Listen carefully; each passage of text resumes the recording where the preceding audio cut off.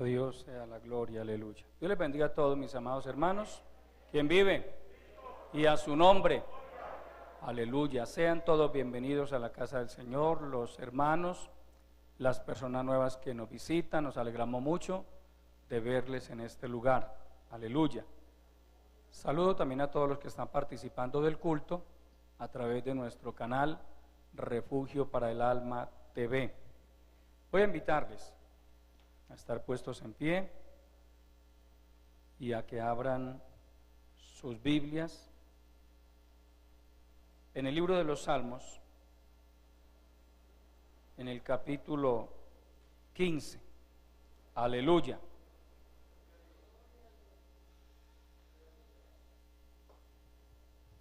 Capítulo 15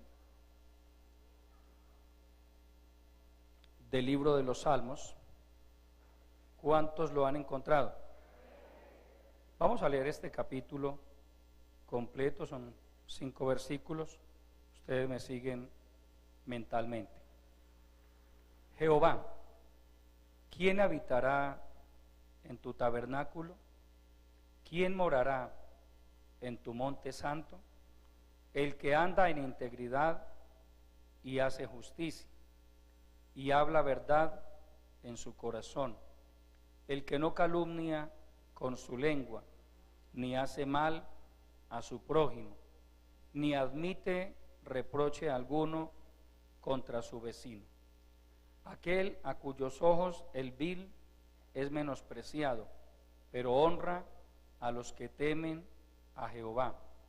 El que aún jurando en daño suyo, no por eso cambia, quien su dinero no dio a usura, ni contra el inocente admitió cohecho. El que hace estas cosas no resbalará jamás. Padre nuestro, que estás en los cielos, continuamos delante de tu bendita presencia, exaltando tu grandeza, Señor, honrando y glorificando tu santo nombre. Tú eres nuestro Dios. Tú significas todo para cada uno de nosotros, Señor. Gracias te damos por esta salvación tan grande que tú nos has dado, por habernos sacado de las tinieblas a tu luz admirable. Gracias, Señor, por tu presencia en este lugar, por esta preciosa multitud de hermanos y amigos que están participando del culto, algunos de manera presencial, otros virtual. Gracias, Señor, por tu bendita palabra, esta palabra que es viva y eficaz y más cortante que toda espada de 2 filos. Háblanos a través de ella, Señor, tú que conoces cada vida, tú que sabes de las luchas internas, de los temores, de las preocupaciones. Envía la palabra, Señor, unge los oídos de este pueblo, abre el entendimiento de cada vida, Señor, que tu palabra pueda penetrar a lo profundo de cada corazón y hacer la obra para la cual tú la envíes. Lléname de tu gracia, Padre, úngeme con tu Santo Espíritu. Pon en mis labios un mensaje que venga directamente del trono de la gracia y que sea de mucha bendición para tu pueblo. Que sea tu Santo Espíritu aplicando la palabra en cada vida, Señor. En el nombre poderoso de Jesucristo te lo pedimos y te damos de antemano a ti la honra, la gloria y el reconocimiento que solo a ti pertenecen. Amén. Aleluya. Gloria a Dios. ¿Pueden tomar asiento? Mis hermanos, mis amados hermanos y amigos, el Señor me ha regalado un tema para compartirles en esta hora que tiene como título Principios indispensables para entrar en el reino de Dios. Amén. Principios indispensables para entrar en el reino de Dios. Nosotros, los que ya por la gracia de Dios llevamos algún tiempo en este camino, tenemos muy claro cuál es el propósito fundamental del Evangelio: conducir a las personas a conocer al Dios Todopoderoso, para que un día, al partir de este mundo, sus almas vuelen a la presencia de Dios. No se predica el evangelio con el ánimo de invitar a otros a cambiar de religión, no es por eso. De hecho, está demostrado que la religión no cambia a nadie. Amén. Los borrachos tienen religión, los adúlteros tienen religión, aún los criminales tienen religión. Hubo una época de nuestra historia reciente, precisamente acá en la ciudad de Medellín, donde los sicarios iban a determinado lugar y allí hay un altar y allí ellos iban a encomendarse, supuestamente, mire hasta dónde llega el cinismo del ser humano, pedirle supuestamente a Dios, porque obviamente pues uno sabe que Dios no está ahí, para que los bendijera y les ayudara en sus actividades criminales. ¿Ah? ¿Cómo la ve usted? Ir a pedirle a Dios la bendición para ir a matar a otro. Ese es el engaño de la religión, que le hace creer a la persona que aún en el pecado Dios está ahí. La gente cree que Dios es cómplice de sus pecados y no es así. Dios sí ama al pecador, pero Dios aborrece el pecado. Por eso la primera condición que Dios le pone a una persona que quiera seguirle es apartarse del pecado. Amén, amados. Apartarse del pecado. Por eso cuando venimos a los pies de Cristo, Dios a través de su palabra comienza a enderezar nuestros pasos. Hay una cantidad de cosas que usted y yo practicábamos antes de conocer al Señor, pero que a medida que vamos escuchando esta bendita palabra, porque es la palabra la que va haciendo el trabajo en el corazón de cada persona. Yo no me tengo que preocupar, yo como predicador que soy por la gracia de Dios, no me tengo que preocupar por obligar a ninguna persona a obedecer a Dios. La palabra va haciendo un efecto, la palabra va limpiando.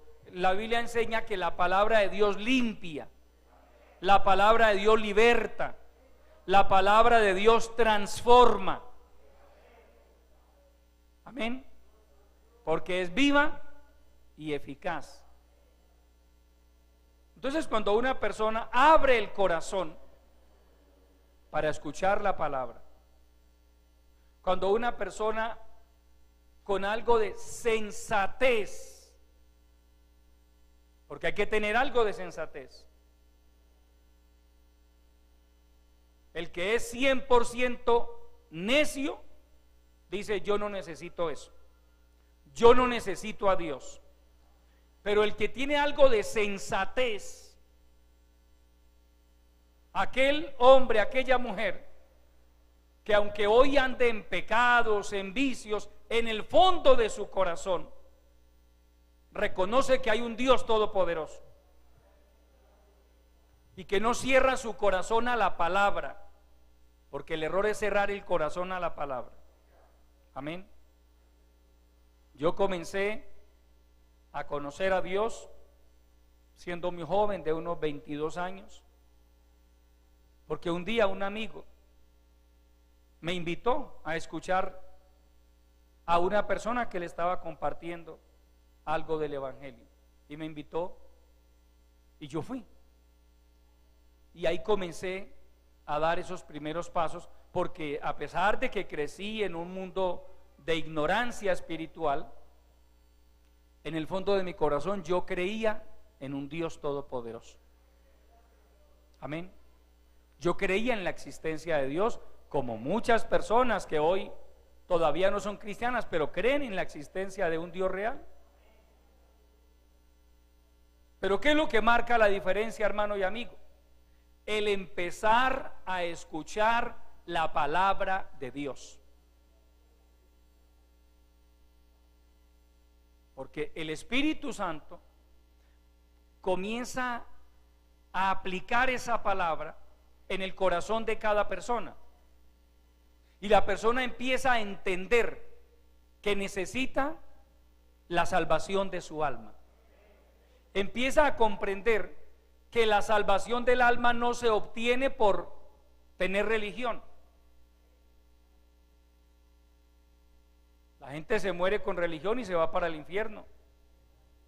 Cuando alguien dice, yo con esta nací, con esta me muero, pues Dios tenga misericordia de esa pobre criatura, porque se está condenando a sí mismo. La religión no lo va a salvar. Puede que haya nacido con esa, yo también nací con esa, pero un día Dios, a través de su bendita palabra, me hizo entender.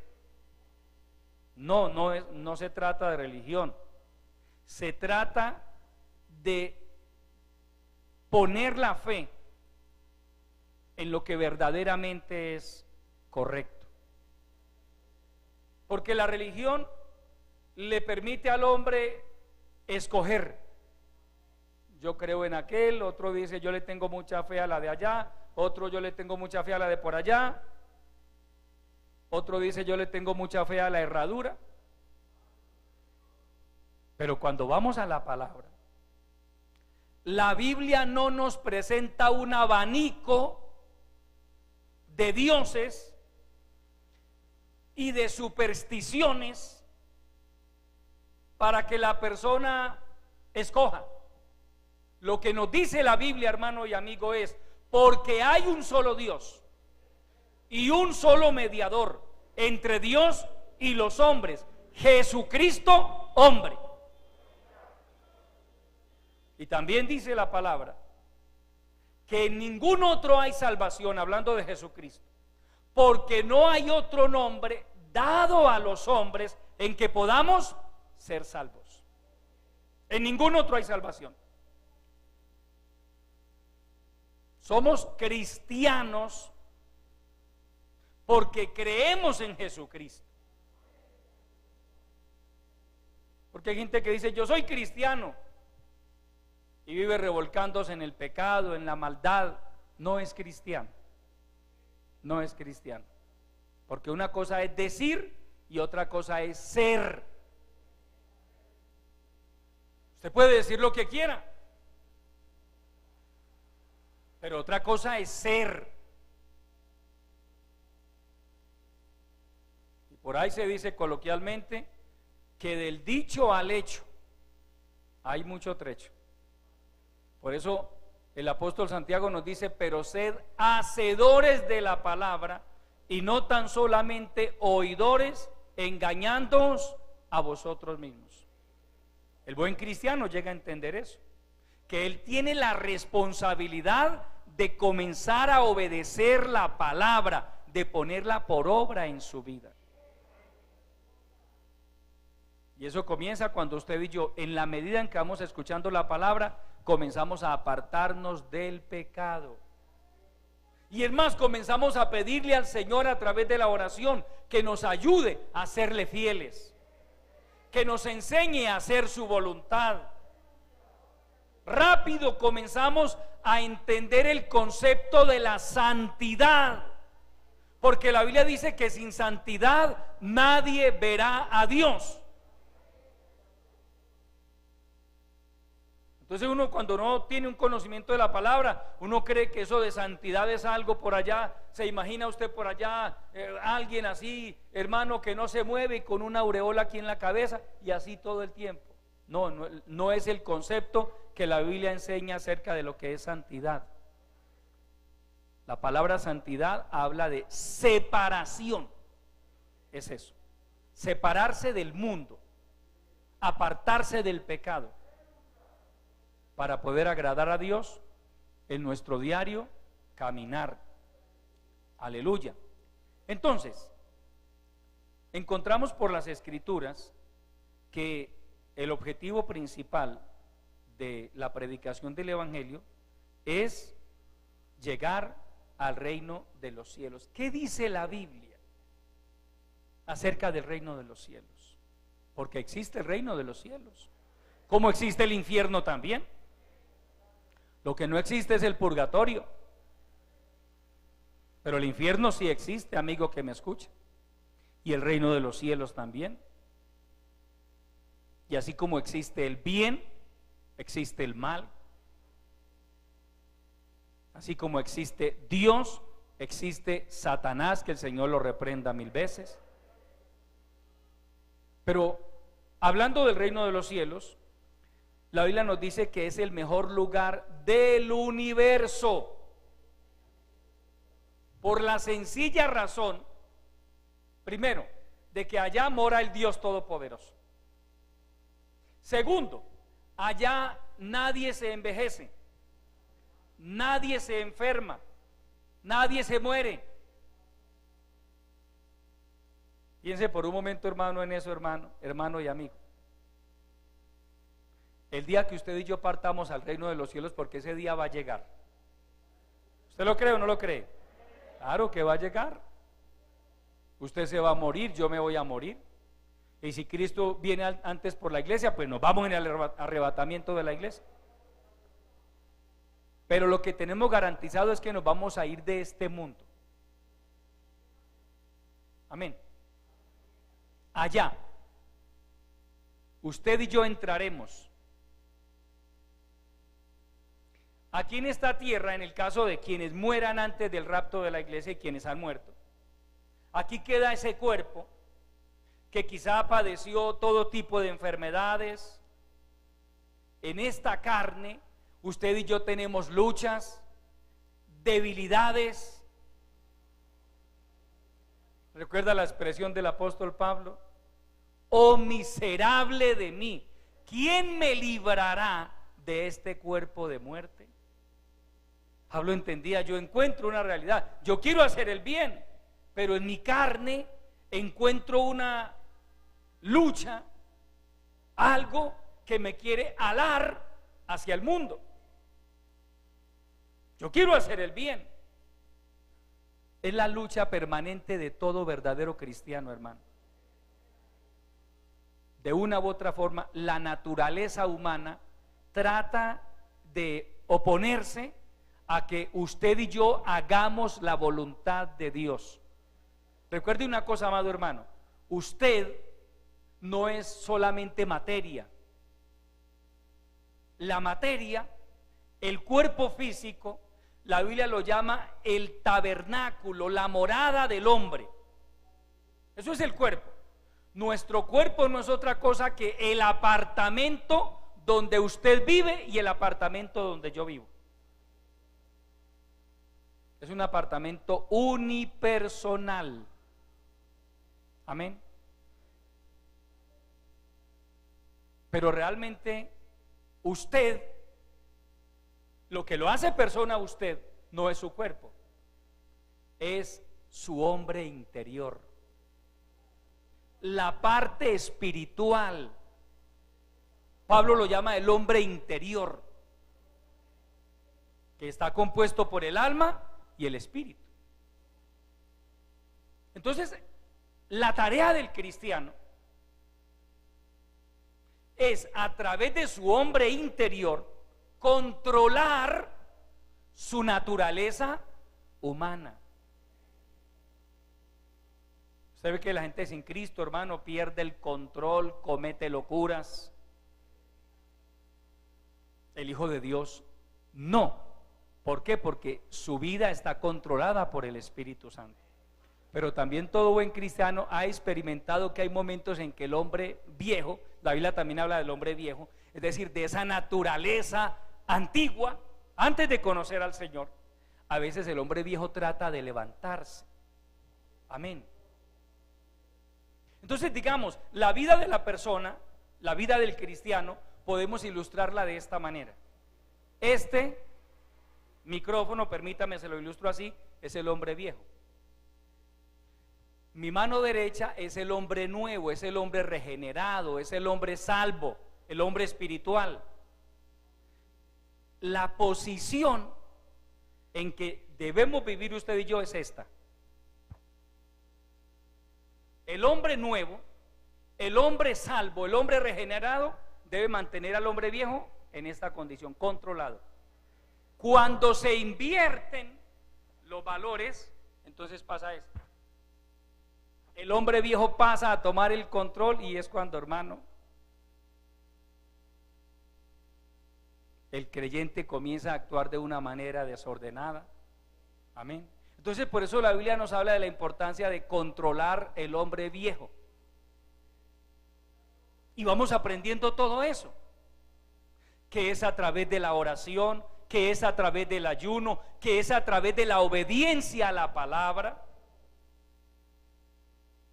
que usted y yo logramos mantener ese equilibrio, que aunque habitamos en este cuerpo de carne que por naturaleza es débil, y cuando la Biblia habla de la carne no se refiere exclusivamente a la parte física, sino a toda la naturaleza humana, que incluye, por ejemplo, el carácter, la mente, que si usted no tiene una mente espiritual, pues entonces va a tener una mente carnal.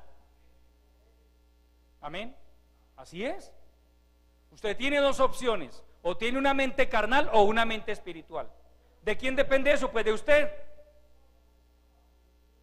Al nombre de Cristo. Entonces Dios nos ha encargado esa tarea. La vida del cristiano consiste en luchar todos los días, todos los días. Esto no es de, como dicen por ahí, cada año por la cuaresma. Aquí no hay cuaresma, hermano. Aquí es todos los días. ¿Usted no ve que en el mundo la gente habla de la Semana Santa?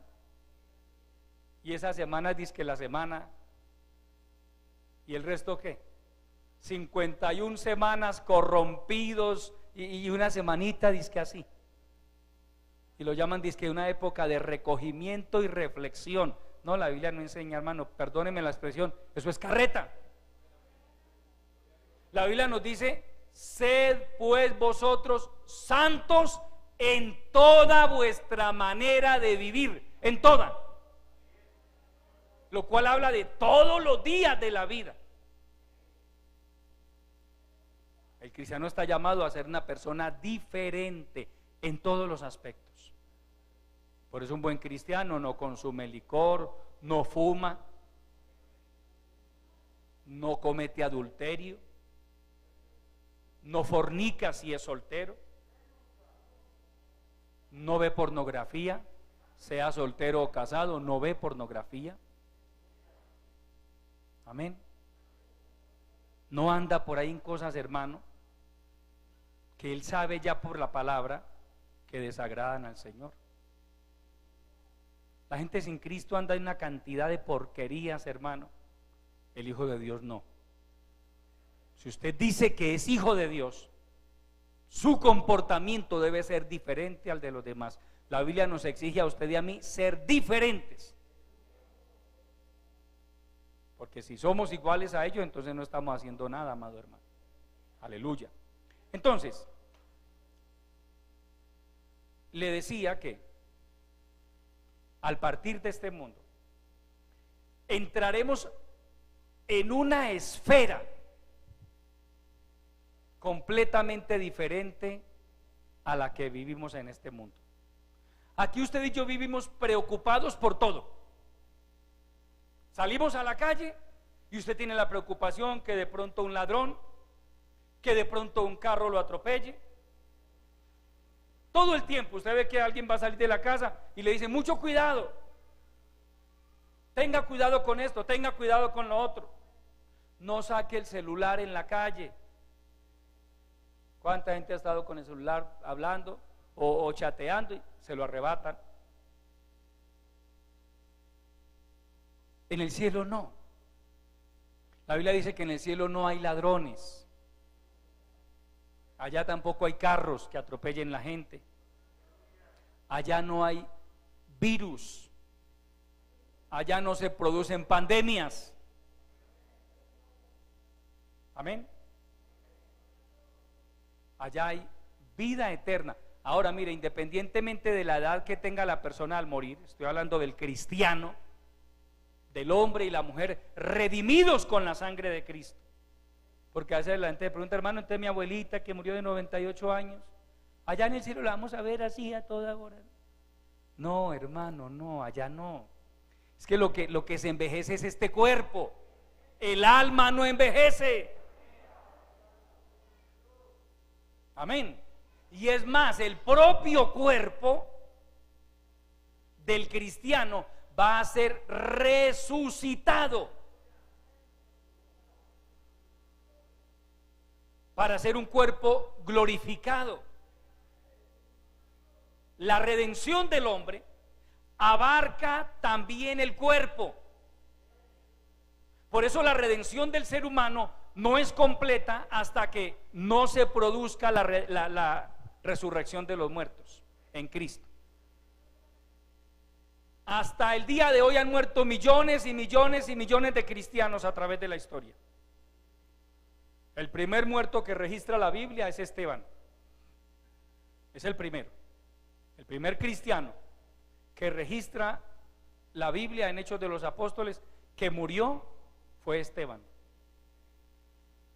De Esteban hacia acá han muerto millones y millones y millones de personas. Sus almas hoy están en la presencia de Dios, pero les falta algo para que su redención sea completa: la resurrección del cuerpo. Allí están en un lugar de reposo, de descanso. Pero cuando se produzca la resurrección de sus cuerpos, entonces, hermano, ya esa alma va a volver a tener un cuerpo, ya no de carne, ya este cuerpo que se envejece, no, un cuerpo glorificado. Amén. Vaya a Primera de Juan capítulo 3, miremos algo allí. Primera epístola del apóstol Juan, capítulo 3.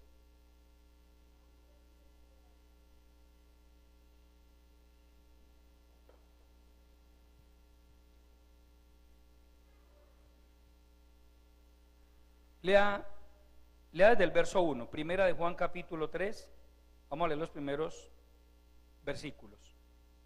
Mirad cuál amor nos ha dado el Padre para que seamos llamados hijos de Dios. Por esto el mundo no nos conoce, porque no le conoció a Él. Amados, ahora somos hijos de Dios y aún no se ha manifestado lo que hemos de ser, pero sabemos que cuando Él es el Señor Jesucristo, cuando Él se manifieste, seremos semejantes a Él, porque le veremos tal como Él es. Pare ahí, amado hermano. Cuando Cristo se manifieste, es decir, cuando Cristo venga por su iglesia, cuando se produzca la resurrección de los muertos y la transformación de los cristianos que estemos vivos, hermano, seremos semejantes a Él y le veremos tal como Él es. Llegará el día en que usted y yo no tendremos las limitaciones de físicas, paredes, espacio, distancias. No, amado hermano, cuando estemos en ese cuerpo glorificado, seremos semejantes a Él. Eso es tremendo, hermano, es una realidad maravillosa.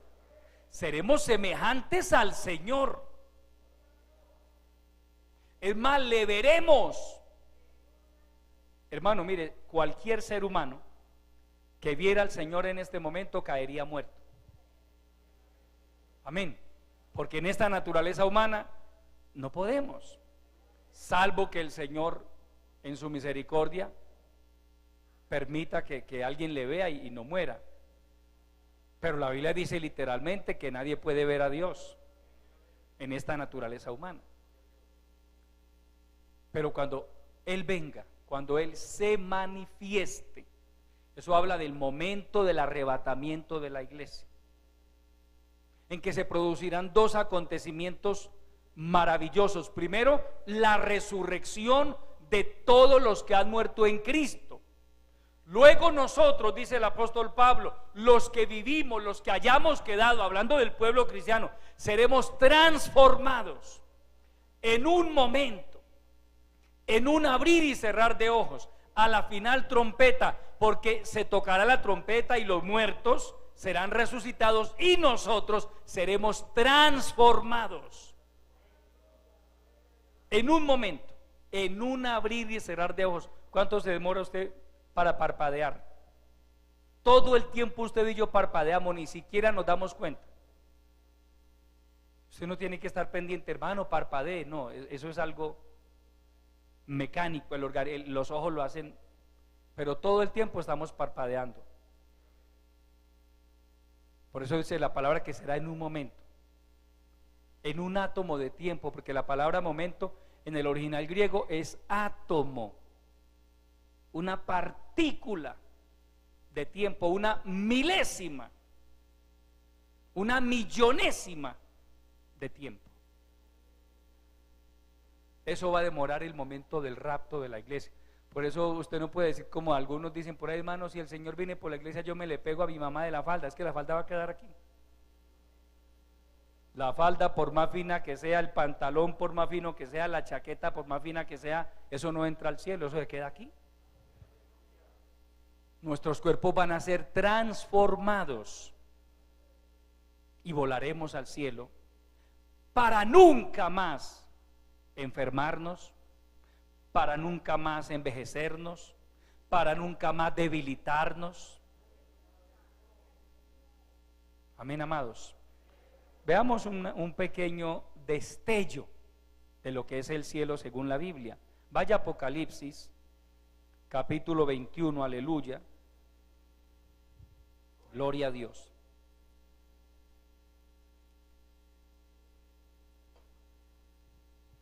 Apocalipsis capítulo 21. Vamos a leer los primeros 4 versículos. Vi un cielo nuevo y una tierra nueva, porque el primer cielo y la primera tierra pasaron y el mar ya no existía más. Y yo, Juan, vi la santa ciudad, la nueva Jerusalén, descender del cielo de Dios, ataviada, dispuesta como una esposa ataviada para su marido. Y oí una gran voz del cielo que decía: he aquí el tabernáculo de Dios con los hombres, y Él morará con ellos, y ellos serán su pueblo, y Dios mismo estará con ellos como su Dios. Enjugará Dios toda lágrima de los ojos de ellos, y ya no habrá muerte, ni habrá llanto, ni clamor, ni dolor, porque las primeras cosas pasaron. Estos pequeños, o mejor estos cortos versículos que hemos leído, hermano, tienen un contenido teológico impresionante. Primero, vi un cielo nuevo y una tierra nueva, porque el primer cielo y la primera tierra pasaron. Hermano y amigo, este planeta que tanto nos gusta a usted y a mí, las escrituras enseñan que un día va a ser consumido por el fuego, un día va a desaparecer. Lo más seguro es que se lo tragará un agujero negro de esos que hay en el espacio. Eso va a pasar con este planeta. Aquí se va a ir su casa, sus edificios, sus fincas, todo lo que... Esto es pasajero, amado hermano. El cielo y la tierra pasarán, dice el Señor, pero mis palabras no pasarán. Es más, los océanos, en el cielo nuevo y en la tierra nueva que Dios va a crear. Ahora, ¿por qué cree usted que Dios va a hacer cielos nuevos y tierra nueva? Porque aún los cielos ya están contaminados por el hombre. La Biblia habla de 3 cielos, Por eso mire que aquí hay un detalle importante. Aquí habla del cielo de Dios. La Biblia habla de 3 cielos. El primer cielo, el firmamento que usted y yo alcanzamos a ver hasta donde nos da la vista. Segundo cielo, todo el espacio sideral, donde están los planetas, las galaxias. Y el tercer cielo es el cielo de Dios. Allá no puede llegar el hombre, allá no puede llegar la NASA, allá no puede llegar la Agencia Espacial Europea.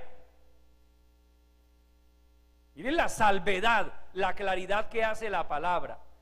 Vi la santa ciudad, la nueva Jerusalén, descender del cielo de Dios. Por eso es que la Biblia dice que Dios va a hacer cielos nuevos y tierra nueva, porque mire que el hombre ya ha profanado, ha contaminado los cielos.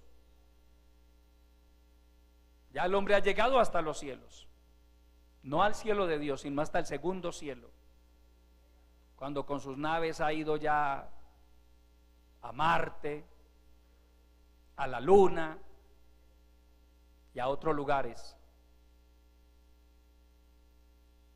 Ya las naves, las guerras, todo, hermano. Usted ve que en el cielo ya hay una estación espacial internacional, satélites. El espacio, hermano, está lleno de una cantidad de satélites. Desde aquí no los vemos, pero allá están. Entonces Dios va a crear cielos nuevos y tierra nueva. En el cielo nuevo y en la tierra nueva, el mar ya no se va a necesitar. El mar cumple varias funciones para los seres humanos. Primero, es una despensa de alimentos, porque el mar produce miles y miles de toneladas de alimentos continuamente. Segundo, a través de la historia ha sido, hermano, un canal de comunicación.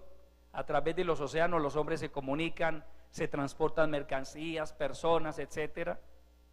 En el cielo eso no se va a necesitar. Por eso allá no va a haber mar.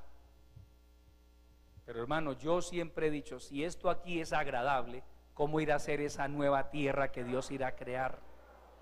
Si aquí hay paisajes hermosos, hermano, ¿cómo serán los paisajes que Dios va a crear en la tierra nueva? ¿Cómo irán a ser los cielos nuevos? Al nombre de Cristo. Y yo, Juan, el apóstol Juan, que fue el que recibió la revelación del Apocalipsis, estoy en el verso 2, vi la santa ciudad, la nueva Jerusalén, descender del cielo de Dios, dispuesta como una esposa ataviada para su marido, y oí una gran voz del cielo que decía: he aquí el tabernáculo de Dios con los hombres, y Él morará con ellos, y ellos serán su pueblo, y Dios mismo estará con ellos como su Dios. Pare un momento, por favor. Vamos a analizar la frase: he aquí el tabernáculo de Dios con los hombres, y Él morará con ellos, y ellos serán su pueblo, y Él será su Dios. ¿Con cuáles hombres morará Dios en su reino? Está claro, amado hermano, que no va a ser con todos los seres humanos que han pasado por esta tierra. No. Cuando dice he aquí el tabernáculo de Dios con los hombres, se refiere a todos los hombres y mujeres que a través de la historia hemos sido salvos, porque hemos creído en Jesucristo, porque nos hemos separado del pecado y hemos determinado vivir una vida conforme a la voluntad de Dios. Amén. Porque en el capítulo 20 de Apocalipsis hay una escena que es el juicio ante el gran trono blanco. Muchos de ustedes lo han leído y hemos enseñado muchas veces acerca de eso. Allí va a estar el resto de los hombres. Recuerde, hermano, desde el momento en que Dios puso al hombre sobre la tierra hasta que se cumpla el milenio, habrán transcurrido 7,000 años de historia de la raza humana sobre este planeta. En 7,000 años de historia, ¿cuánta gente ha nacido en este mundo? Hoy por hoy somos alrededor de unos 8,000 millones de personas que habitamos este planeta.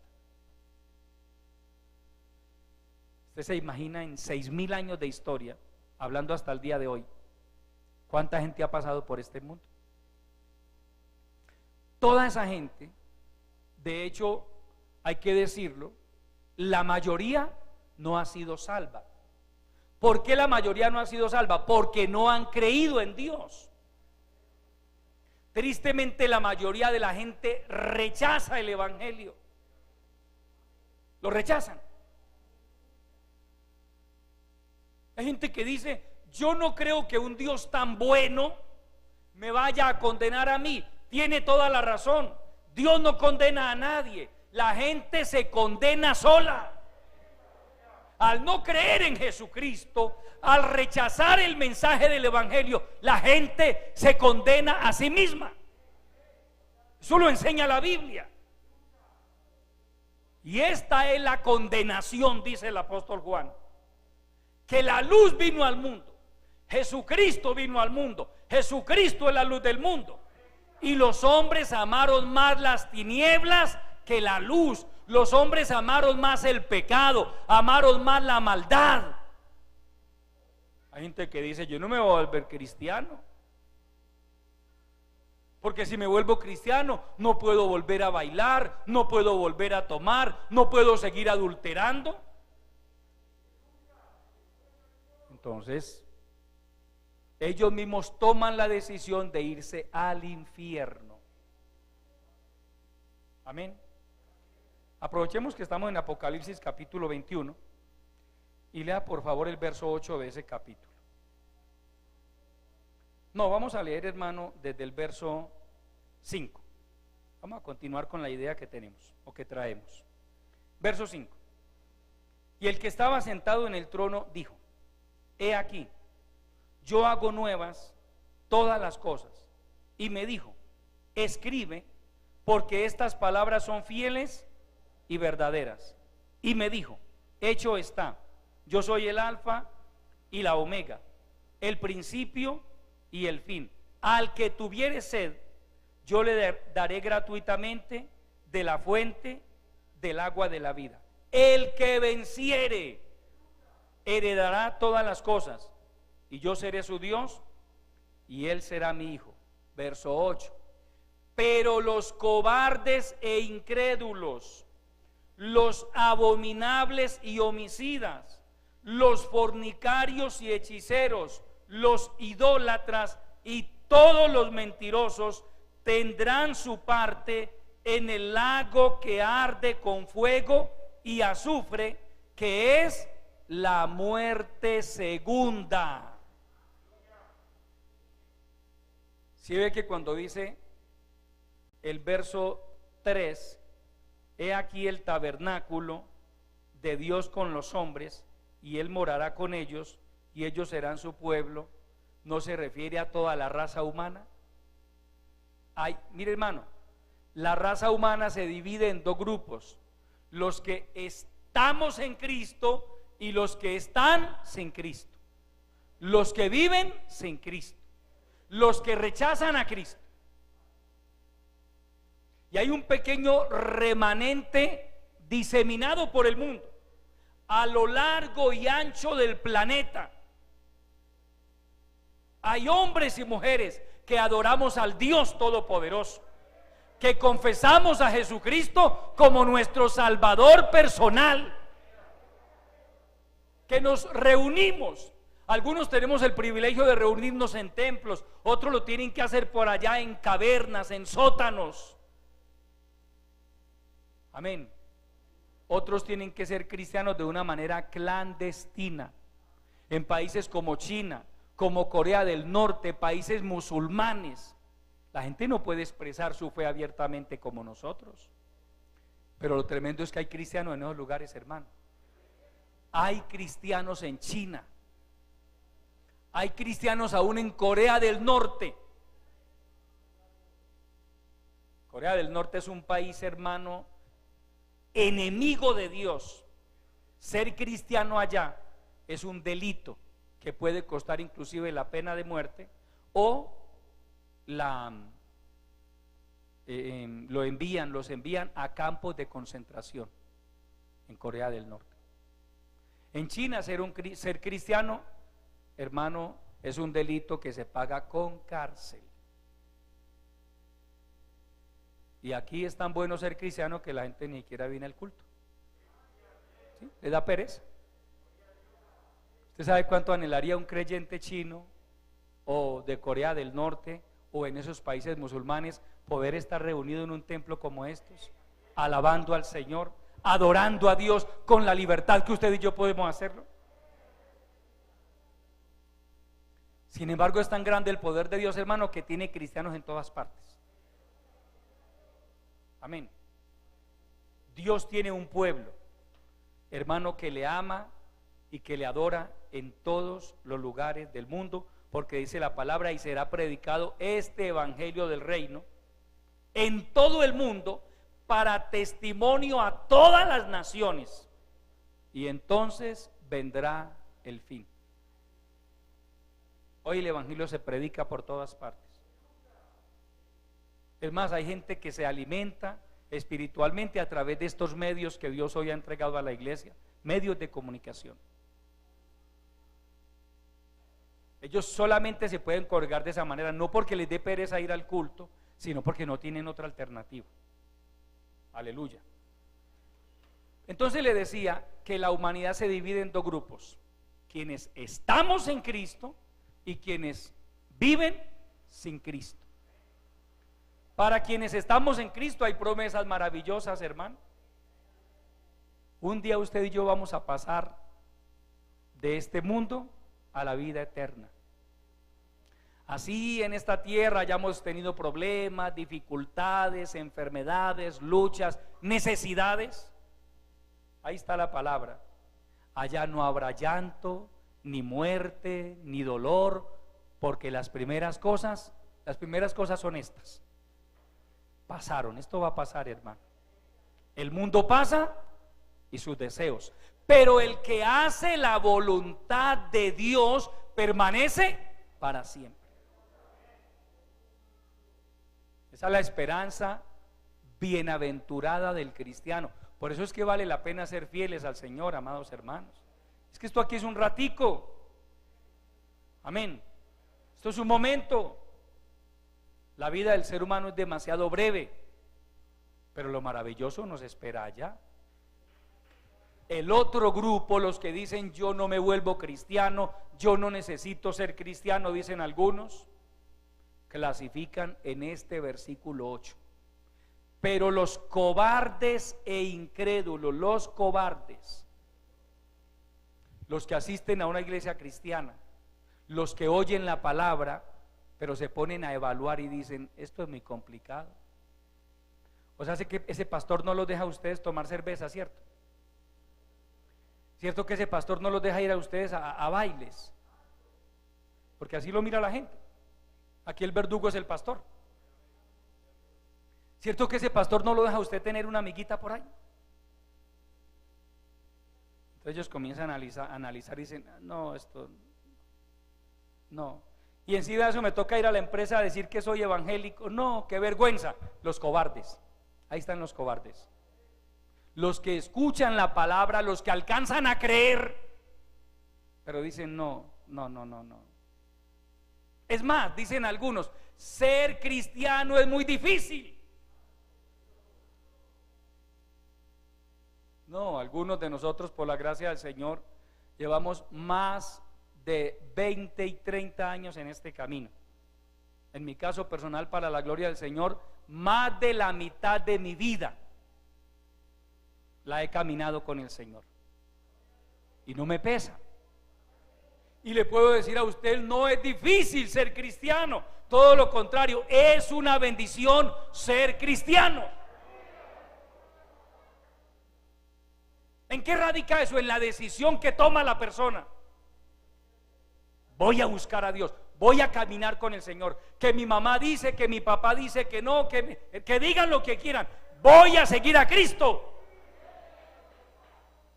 Cuando uno toma la decisión de seguir a Cristo, usted no puede estar mirando ni escuchando voces ajenas. Los compañeros de trabajo le dicen: no sea tonto, no sea loco. Allá le van a lavar el cerebro. En las cantinas no le lavan el cerebro. En los prostíbulos no le lavan el cerebro. Pero en la iglesia sí. Y la mentira del diablo, que el Señor lo reprenda, hermano. ¿Ah? Fumando marihuana no le pasa nada a su cerebro. Consumiendo perico no le pasa nada a su cerebro. Emborrachándose no le pasa nada a su cerebro. Pero si comienza a buscar a Dios, dice que le lavan el cerebro. Esa es la mentira del diablo, hermano. Sí hemos sido lavados, eso sí se lo tenemos que confesar. Nuestra alma, nuestro espíritu, nuestro cuerpo, nuestra mente han sido lavados con la sangre preciosa de Jesucristo. No nos da vergüenza reconocerlo. Y no nos da vergüenza decirle al compañero de trabajo, al vecino, a todo el que quiera insinuarnos que practiquemos pecado: no, porque yo soy cristiano para la gloria de Dios. Pero los cobardes, los que dicen yo no soy cristiano, me da vergüenza.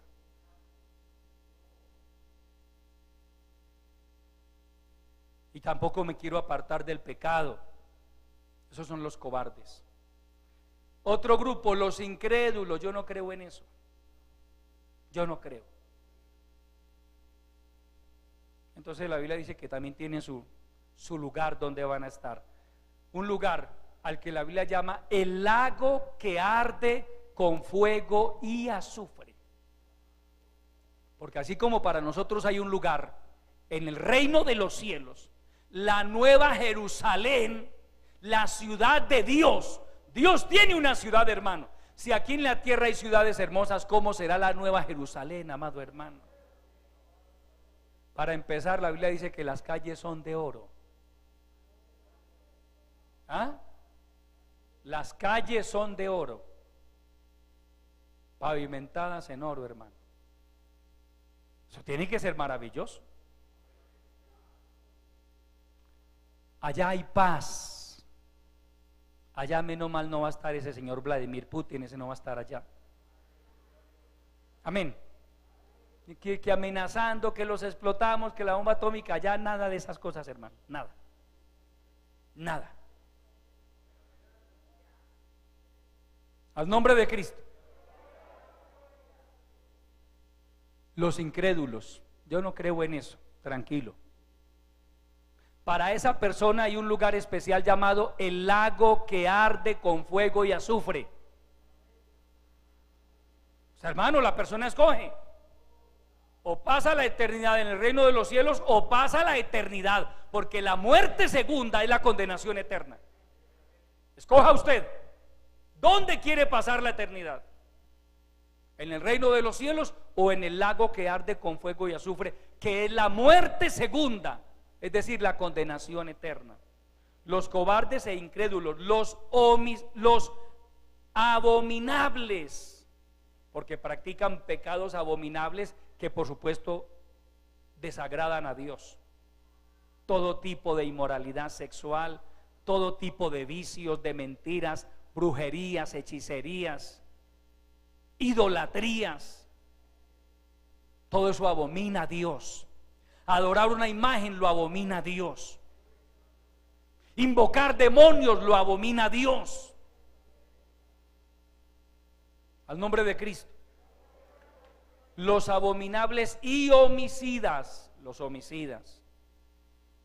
fornicarios y hechiceros, los idólatras y todos los mentirosos tendrán su parte en el lago que arde con fuego y azufre, que es la muerte segunda.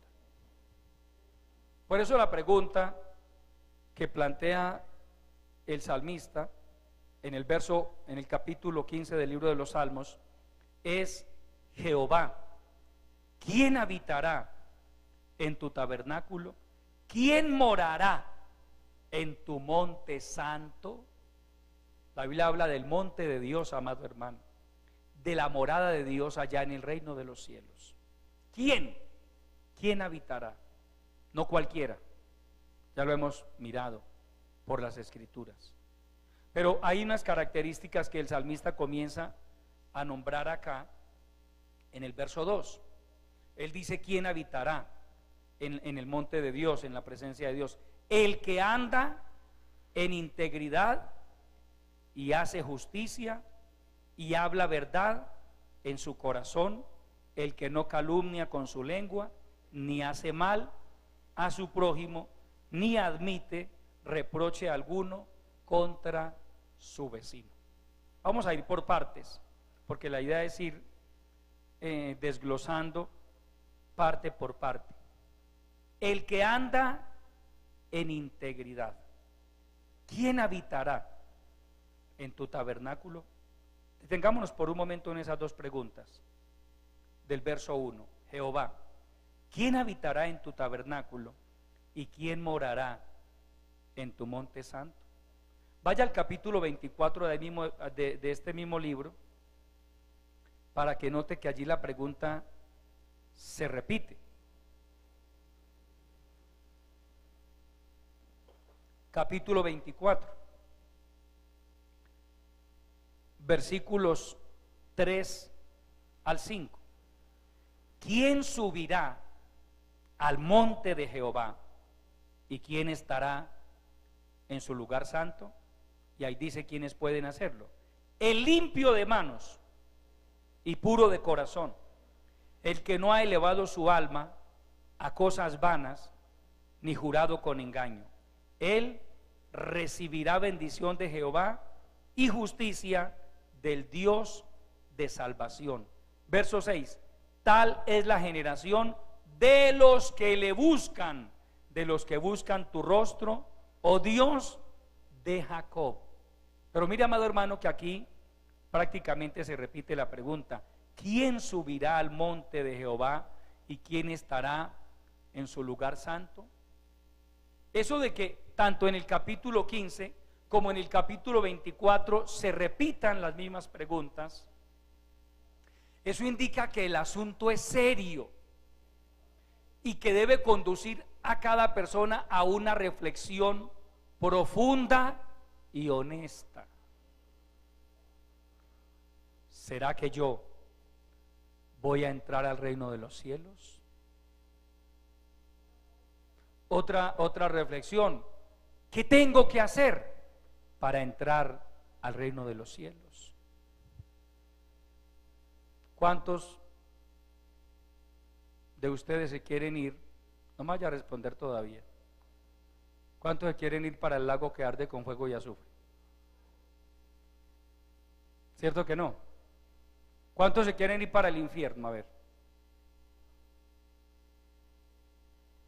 Nadie, hermano, no queremos. Entonces, como no queremos ir al infierno, entonces debe interesarnos, debe importarnos este asunto.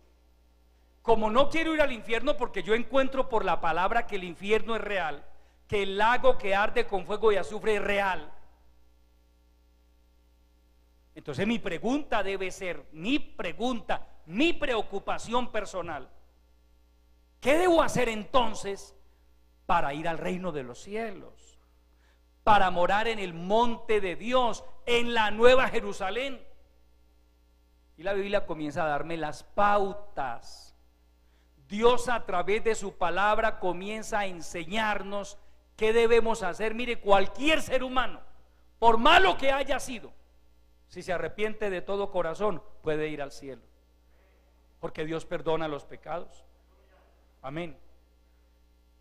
En el libro de los Hechos, Pablo, en su discurso allí en Atenas, dice: pero Dios, habiendo pasado por alto los tiempos de esta ignorancia, ahora manda a todos los hombres en todo lugar que se arrepientan.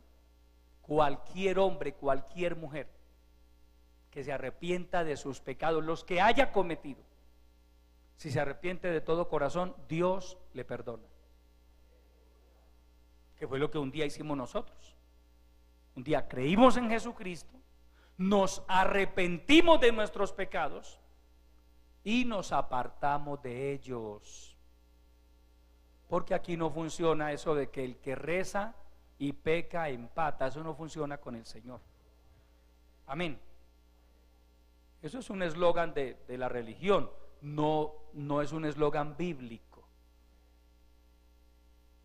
El que reza, el que peca y reza, empata. Pues sí, empata con otro pecado. Amén, eso sí. Empata pero con otro pecado. Y sigue pecando, y sigue pecando, y sigue pecando, y cada vez se hunde más en el pecado.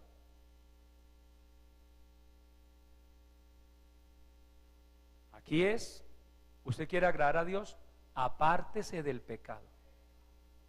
Corte con el pecado. Y la Biblia nos va enseñando las pautas, los parámetros que hay que cumplir, todos ellos al alcance de nuestra capacidad. Dios no nos pide a usted y a mí nada que no seamos capaces de hacer.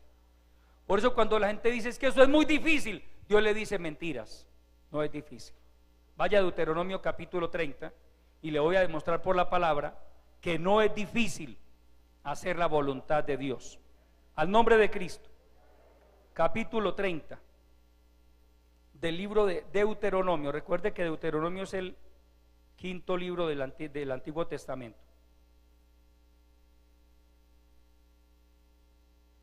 Aleluya. Vamos a leer la palabra desde el verso 11 hasta el 14. Mire que aquí Dios le cierra la boca a más de uno. Verso 11.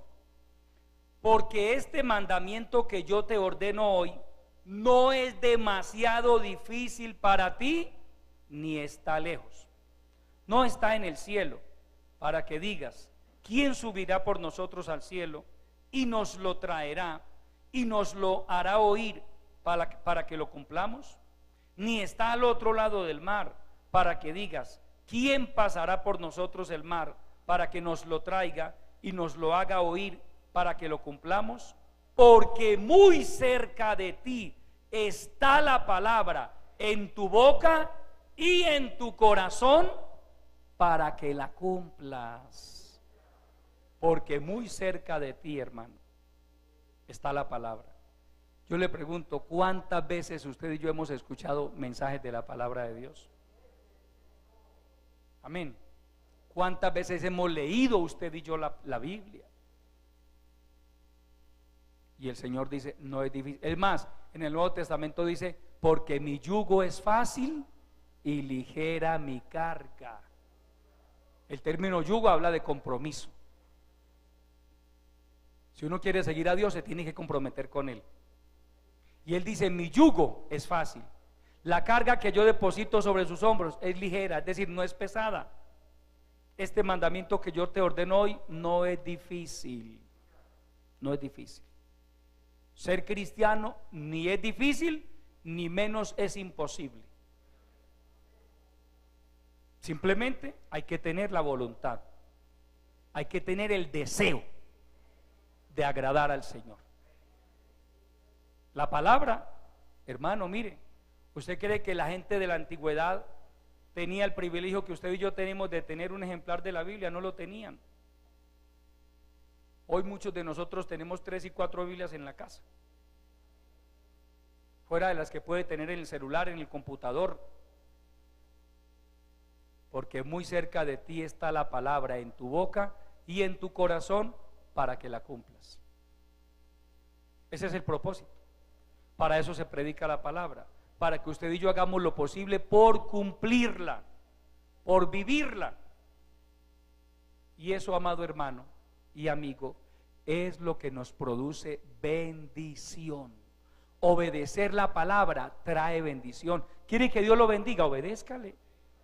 haga su voluntad, deje de pecar y Dios va a bendecir su vida, Dios va a bendecir su hogar. Amén. Esa es la clave, amado hermano. Por eso le digo a algunos que por la misericordia del Señor ya llevamos unos años en este camino, podemos levantar nuestra voz y decirle a usted: tranquilo, usted que está empezando, tranquilo, no tema, esto no es difícil. Todo lo contrario, ser cristiano es una bendición, es un privilegio por el cual continuamente nosotros los cristianos le damos gracias al Señor. Le decimos: Señor, gracias por haberme salvado, gracias por haberme libertado de la esclavitud del pecado, gracias por haberme traído a tus caminos. Al nombre de Cristo, gloria al Señor. Luego continuaremos con cada una de las pautas que la Biblia nos enseña que debemos cumplir para agradar al Dios Todopoderoso. Principios indispensables para entrar al reino de los cielos. Póngase de pie, amado hermano, y demos gracias al Señor por su bendita palabra. Padre eterno, yo te adoro, mi buen Señor. Mil gracias te doy por haberme permitido compartir con mis hermanos la enseñanza de tu bendita palabra. Gracias por Jesucristo, por el sacrificio de tu amado Hijo en la cruz del Calvario. Gracias por esta bendita palabra, Señor, a través de la cual tú nos has permitido conocer la verdad y a través de la cual alimentas continuamente nuestras almas. Gracias por tu gracia y tu misericordia sobre cada una de nuestras vidas. Ayúdanos, Señor, a seguir adelante, a seguir perseverando en tus caminos, porque sabemos que hay una recompensa enorme para todo aquel que persevere en hacer tu voluntad. Para todo aquel que termine esta carrera en victoria, hay una corona preciosa que tu palabra llama la corona de la vida. Glorifica esta palabra, Señor, que esta palabra se quede grabada en lo profundo de cada corazón y alimente continuamente en cada uno de nosotros el deseo de hacer tu voluntad. Todo esto, Padre, te lo pedimos en el nombre maravilloso de Jesucristo y te damos muchas gracias. Amén.